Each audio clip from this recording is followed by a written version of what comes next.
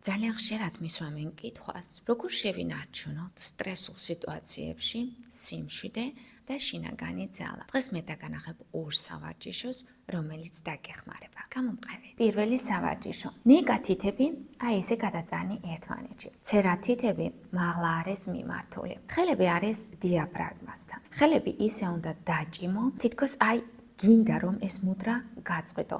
ანუ აქ უნდა იპოვო ის ძალა, ის წონასწორობა, რომ ხელები ერთმანეთს არ დაშორდეს და ამავდროულად უნდა შეინარჩუნო 7 სუნთქვა. ანუ დაახლოებით აი ესე გამოიყურება.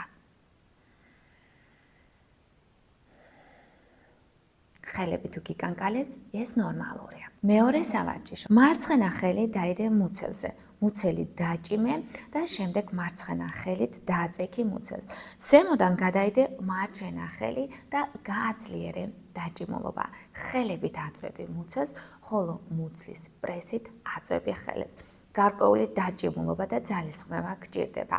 შეინარჩუნე 7 სუნთქვა. თითოეული სავარჯიშო გააკეთე მინიმუმ 3 წუთი. ივარჯიშე ყოველ დღე 20 ან 40 დღის განმავლობაში. სათნაო.